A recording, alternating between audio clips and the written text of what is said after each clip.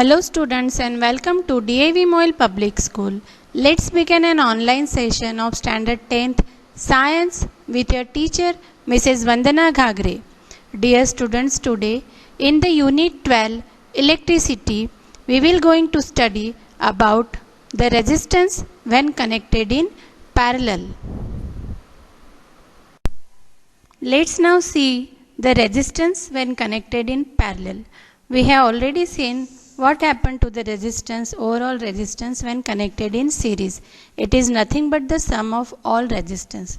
Now let's us consider the arrangement of three resistors joined in parallel with a combination of cells or battery as shown in the figure 12. See here one activity.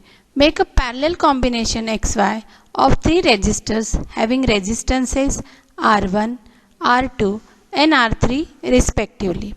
Connect it with a battery, a plug key and an ammeter as shown in the figure. Also connect a voltmeter in parallel with the combination of three resistors. Plug the key and note the ammeter reading. Let the current be I. Also take the voltmeter reading. It gives the potential difference V across the combination. The potential difference across each resistor is also V. This can be checked by connecting the voltmeter across each individual resistor.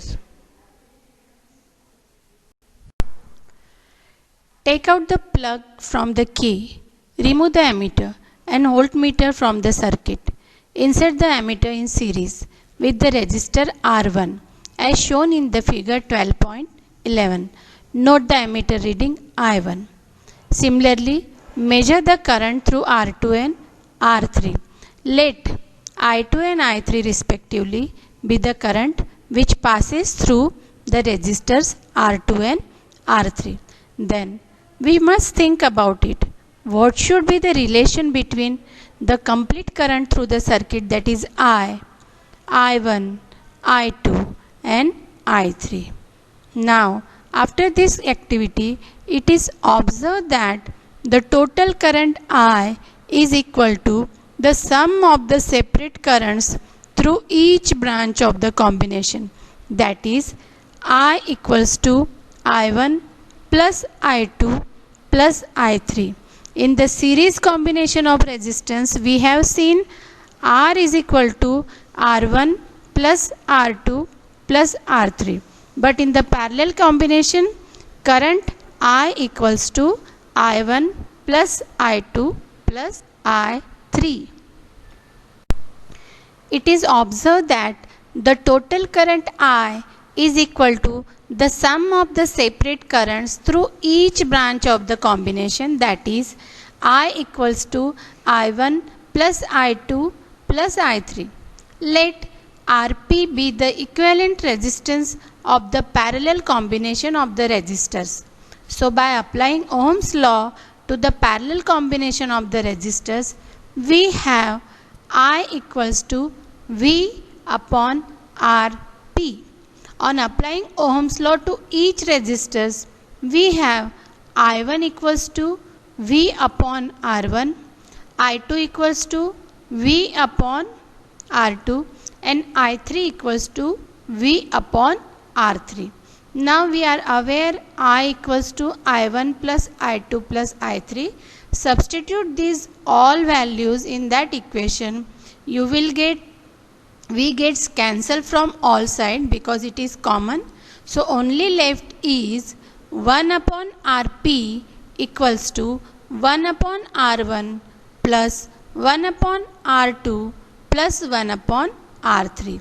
So this is the combination of the resistance and they are connected in parallel. Thus we may conclude that the reciprocal of the equivalent resistance of a group of resistance joined in parallel is equal to the sum of the reciprocals of the individual resistances. This is what is the result. The resistance are connected in parallel. Let's solve an example which is based on the combination of resistance when connected in parallel. In the circuit diagram, suppose the resistance R1, R2 and R3 have the values 5 ohms, 10 ohms and 30 ohms respectively, which have been connected to a battery of 12 volt. Calculate the current through each resistors and the total current in the circuit and the total circuit resistance. So here R1 equals to 5 ohms, R2 equals to 10 ohms and R3 equals to 30 ohms.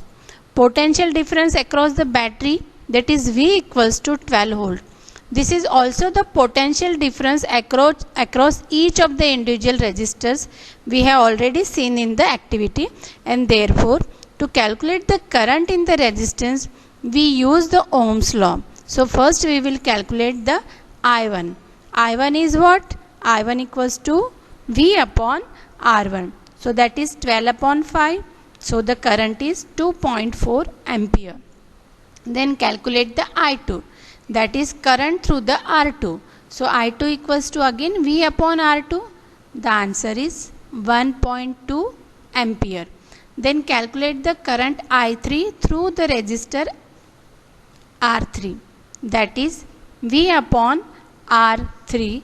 The answer is 0.4 ampere, and therefore the total current in the circuit is nothing but the addition of these three current, and the answer is I equals to I1 plus I2 plus I3, that equals to 4 ampere, and thus this is the total current which passes through the each resistor.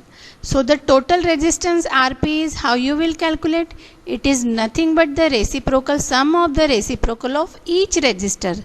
So substitute the value. 1 upon Rp equals to 1 upon 5 plus 1 upon 10 plus 1 upon 30. It is a simple addition of the fractions, and you are aware, dear students, how to calculate it by making the denominators same. So it is 1 upon 3. And therefore resistance in parallel is equal to 3 ohms. So in this simple way we can solve many examples which are based on this type of questions. Now in the figure, R1 equals to 10 ohms, R2 equals to 40 ohms and R3 equals to 30 ohms, R4 equals to 20 ohms and R5 equals to 60 ohms. Two resistors are connected in series and three resistors are connected in parallel. So calculate the total resistance in the circuit and the total current flowing through the circuit. Suppose we replace the parallel resistors R1 and R2 by an equivalent resistance R. Similarly, we replace the parallel resistance R3, R4 and R5 by the equivalent single resistance R2 dash. Then using the formulas we can calculate R dash equals to 8 ohms and R2 dash equals to 10 ohms. Thus the total resistance is 18 ohms, and to calculate the current we use Ohm's law to get I equals to V upon R, that is 12 volt upon 18 volt, and the current is 0.67 ammeter. Here you can see the combination of resistance, but that resistance are connected in parallel, not in series. We have seen that in a series circuit, the current is constant throughout the electric circuit. Thus, it is obviously impracticable to connect an electric bulb and an electrical heater in series because they need currents of widely different values to operate properly. Another major disadvantage of a series circuit is that when one component fails, the circuit is broken and none of the other components work. So, parallel combination is always the better option. If you have used fairy lights to decorate building on festivals, on marriage celebration, etc., you might have seen the electricians spending lot of time in trouble locating and replacing the dead bulb. Each has to be tested to find which has fused or gone. On the other hand, a parallel circuit divides the current through the electrical gadgets. The total resistance in a parallel circuit is decreased. This is helpful particularly when each gadget has different resistance and require different current to operate properly. So dear students, today we have learned what happens when the resistors are connected in parallel. So here is a small assignment for you based on the same. Try to solve it. Thank you. Have a nice day.